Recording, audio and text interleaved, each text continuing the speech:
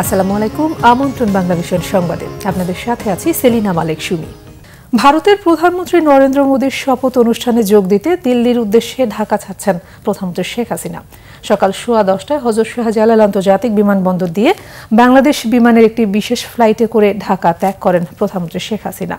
নরেন্দ্র মোদীর শপথ গ্রহণ অনুষ্ঠানে যোগদান শেষে 10 জুন দুপুরে দেশে ফিরবেন প্রধানমন্ত্রী। এর আগে বুধবার টেলিফোনে আলাপকালে তার সরকারের শপথ গ্রহণ অনুষ্ঠানে যোগ দেওয়ার জন্য বাংলাদেশের প্রধানমন্ত্রীকে আমন্ত্রণ জানান নরেন্দ্র মোদী। শেখ হাসিনা এই আমন্ত্রণ সাদরে গ্রহণ করেন। রবিবার নরেন্দ্র মোদীর শপথ নেওয়ার কথা রয়েছে। এ নিয়ে টানা তৃতীয় মেয়াদে ভারতের প্রধানমন্ত্রী হিসেবে শপথ নিচ্ছেন বিজেপি নেতা নরেন্দ্র মোদী। কোরবানি উপলক্ষে গাইবান্ধায় প্রস্তুত 1,45,300-এরও বেশি গবাদি পশু। সেগুলো পরিচর্যায় ব্যস্ত সময় কাটাচ্ছেন খামারিরা। গোখাদ্য সহ বিভিন্ন পণ্যের দাম বৃদ্ধিতে বেড়েছে উৎপাদন খরচও। দাম পাওয়া নিয়ে শঙ্কায় তারা। দেশে পর্যাপ্ত পশু থাকায় অন্য দেশ থেকে পশু আমদানি হবে না বলে জানিয়েছেন জেলা প্রাণী সম্পদ কর্মকর্তা। গাইবান্ধা থেকে ফিরোজ কবিরের তথ্য ছবিতে ডেস্ক রিপোর্ট। প্রাকৃতিক উপায়ে স্বাস্থ্যসম্মতভাবে গরু মোটা তাজা করছেন গাইবান্ধার খামারিরা। নিষিদ্ধ কোনো ওষুধ প্রয়োগ না করে দেশীয় পদ্ধতিতে গরু পরিচর্যা চলছে বলে তারা জানিয়েছেন। তবে গোখাদ্য ও লেবার খরচ বেড়ে যাওয়ায় এবার খামারিরা বিপাকে। দাম পাওয়া নিয়ে দুশ্চিন্তায় তারা। পাশের দেশ থেকে গরু আনলে পথে বসার শঙ্কা তাদের অনেকের। 10টার মধ্যে গোসল করাবো, গোসল করে তারপর ঘাসপাল কাটবো, ঘাসপাল কাটিয়ে আবার 12টার পর খাদ্য দেবো। যদি আমাদের মহাজন যদি লাভবান হয় হয়তো আমাদেরকে কিছু বকশিস দেবে, আর যদি আমাদের মহাজন লাভবান না হয় তাহলে আমরা যে গরিব মানুষ আছি আমরাও পাবো না, উনিও পাবে না। গত হাটে গরু নিয়ে গেছিলাম আমরা, বাজার কম করছে, আবার ঘুরে নিয়ে যাচ্ছি। তে আবার ফির নিয়ে যাব, দেখি আগামী কাল মঙ্গলবারে আবার হাটে নিয়ে যাব, দেখি বাজার কি হয়। তো তোমার সব দিক দিয়ে খরচ বাড়তি, এবং সেই তুলনায় গরুর বাজারটা ওইভাবে বাড়তি হচ্ছে না। তবে তারপরে যদি ইন্ডিয়ান গরু না ঢোকে তবু কৃষকরা 2-1 পয়সা হয়তো পাবে। খামারিদের সহযোগিতা সহ সব ধরনের পরামর্শ দিচ্ছে প্রাণী সম্পদ বিভাগ। পশু যাতে আমদানি না হয় সেদিকে নজরদারি করা হচ্ছে বলে জানিয়েছেন তারা।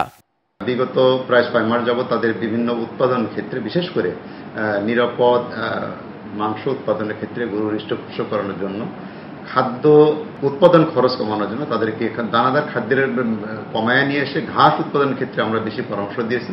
পাশাপাশি কোনো কেমিক্যাল, হরমোন বা স্টেরয়েড প্রয়োগ না করে যাতে প্রাকৃতিক খাবার খেয়ে এই পশুগুলো হৃষ্টপুষ্ট করা হয় সেই পরামর্শগুলো আমরা দিচ্ছি।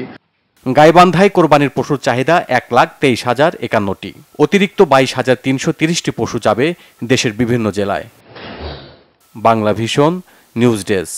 প্রস্তাবিত বাজেট জনগণকে স্বস্তি দেবে বলে দাবি করছেন অর্থমন্ত্রী আবুল হাসান মাহমুদ আলী। বাজেটোত্তর সংবাদ সম্মেলনে অর্থমন্ত্রী দাবি করেন, বাজেটে কর কমানোর ফলে এবছরই মূল্যস্ফীতি 6.5% নেমে আসবে। বাজেট ঘাটতি মেটাতে ব্যাংক ঋণের ওপর নির্ভরতা নিয়ে টেনশনের কিছু নেই বলেও উল্লেখ করেন তিনি। এনবিআর এর চেয়ারম্যান আবু হেনা রহমতুল্লাহ মুনিম জানিয়েছেন, অর্থ পাচার নিয়ন্ত্রণ সহ বিভিন্ন কারণে কালো টাকা সাদা করার সুযোগ দেওয়া হয়েছে। রিপোর্ট করেছেন জিয়াউল হক সবুজ। রীতি অনুযায়ী বাজেট ঘোষণার পরদিনই সংবাদ সম্মেলন করেন অর্থমন্ত্রী আবুল হাসান মাহমুদ আলী। 6 মন্ত্রী, 1 উপদেষ্টা, 2 জন প্রতিমন্ত্রী এবং 4 সরকারি কর্মকর্তা নিয়ে একই মঞ্চে বসেন তিনি। গণমাধ্যম কর্মীদের প্রশ্নের জবাবে অর্থমন্ত্রী দাবি করেন, বাজেটে ব্যাংক ঋণের উপর নির্ভরতা নিয়ে টেনশনের কিছু নেই। সব সরকারই করে এবং উন্নত দেশে এর পরিমাণ অনেক বেশি। আমরা তো এবার 5% মধ্যে এটাকে ধরে রেখেছি। কাজে এটা এত কিছু ইম্পর্টেন্ট জিনিস নয়, তো এটা নিয়ে আপনার চিন্তার কোনো কারণ নেই। 10টি পণ্যের শুল্ক হ্রাস করা হয়েছে, 19টি পণ্যের সম্পূরক মূল্য প্রত্যাহার করা হয়েছে, 172টি পণ্যের সম্পূরক শুল্ক হ্রাস করা হয়েছে। এটা কিন্তু পর্যায়ক্রমে এই শুল্কগুলি হ্রাস করা হচ্ছে। এবং আপনারা এটাও লক্ষ্য করেছেন নিশ্চয়ই যে বাজেটের আকার আমরা কিন্তু অনেক কমিয়ে রেখেছি, যাতে করে এই কোনো প্রেশার না পড়ে প্রাইসের উপরে। অনুষ্ঠানে বেশিরভাগ প্রশ্নের উত্তর নিজে না দিয়ে অন্যের দিকে ঠেলে দেন অর্থমন্ত্রী। সরাসরি জবাব দেননি কালো টাকা সাদা করার সুযোগ প্রশ্নেরও। তবে এনবিআর চেয়ারম্যান জানান, নানা কারণে থাকা অপ্রদর্শিত অর্থ সাদা করতে দেয়া হয়েছে এই সুযোগ। মামলার কারণে সাবেক আইজিপি বেনজির আহমেদ এই সুযোগ পাবেন না। আমরা কথা বলি কালো টাকা আমাদের প্রশ্রয় দেওয়া হচ্ছে। কালো টাকা যারা তৈরি করেন, কালো টাকা কিন্তু যারা তৈরি করেন তারা ইকোনমিতে ব্যবহার করার জন্য করেন না। কালো টাকা মূলত দেশের বাইরেই বেশি চলে যায় এবং বিভিন্ন ভোগবিলাসের কাজেই ব্যয় করে ফেলেন। ইকোনমিতে ব্যবহার করার জন্য কালো টাকার তেমনই হয় না। সো আমার মনে হয় আমরা সেই পয়েন্ট থেকে যে রিটার্নে একটি সুযোগ দেওয়ার জন্য এই অ্যামনেস্টির বিষয়টি রেখেছি। আগাম করে বলা যে না তাকে আমরা জেলে দিব, ফাঁসি দিব, সেটাও সঠিক নয়। সে যতই অপরাধ করুক, বাংলাদেশের নাগরিক, তো নাগরিক হিসাবে তার যে অধিকার আছে সেটা থাকবে এবং বিচার ব্যবস্থাই এর সম্পন্ন করবে। সাংবাদিকদের বেশ কিছু প্রশ্নের উত্তর কৌশলে এড়িয়ে যান অর্থমন্ত্রী। দাবি করেন সামাজিক নিরাপত্তা খাতের বরাদ্দে কোনো গোজামিল দেয়নি সরকার। আমরা তো কোনো রাগঢাক করিনি। জিয়াউল হক সবুজ, বাংলা ভিশন, ঢাকা। একসময় লাভজনক ও জমজমাট পোল্ট্রি পেশা ছাড়তে মরিয়া অনেকেই আজ। অনেকে কোনোভাবে পোল্ট্রি খাতে থাকলেও কার্যত সর্বশান্ত হয়ে ঢুকছেন পুঁজির সংকটে, হিমশিম খাচ্ছেন পরিবার নিয়ে জীবন বাঁচাতে। এজন্য অদৃশ্য হাতে কারসাজিকেই দুষছেন খাত সংশ্লিষ্টরা। সঠিক নীতিমালার অভাবে মধ্যশতভোগীরা এই শিল্প ধ্বংসের পায়তারা করছে বলে অভিযোগ তাদের। তবে কৃষি অর্থনীতিবিদরা বলছেন বৈজ্ঞানিক উপায় ছাড়া এই খাতে টিকে থাকা কঠিন। মামুন আবদুল্লাহর রিপোর্ট।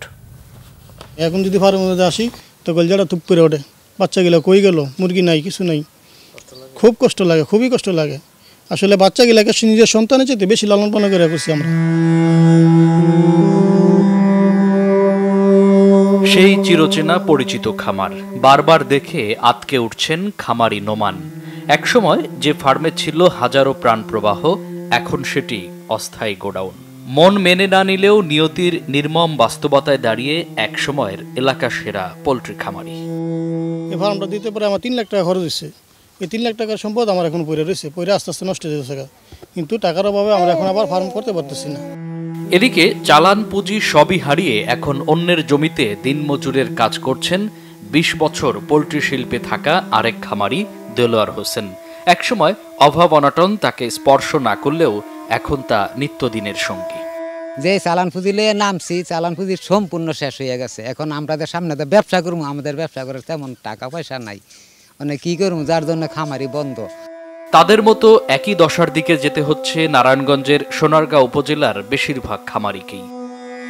বাংলাদেশ প্রান্তিক পোল্ট্রি শিল্প রক্ষা সংগঠনের তথ্য মতে দেশের ছোট বড় 60 লাখ পোল্ট্রি খামারের মধ্যে বিপাকে প্রায় 50 লাখ খামারি। এসবের জন্য সুষ্ঠু বাজার ব্যবস্থাপনার অভাবকে দুষছেন ব্রিডার্সের সভাপতি। খামারগুলো টিকলেই কিন্তু আমরা ভোক্তারা এটা পাবো, মুরগিও পাবো, ডিমও পাবো। আর যদি খামার না থাকে, ইন্ডাস্ট্রি যদি ধ্বংস হয়ে যায়, তাহলে আমরা কোথায় পাবো মুরগি, কোথায় পাবো ডিম? অনেক সময় বলে যে ইম্পোর্ট করে নিয়ে আসবো।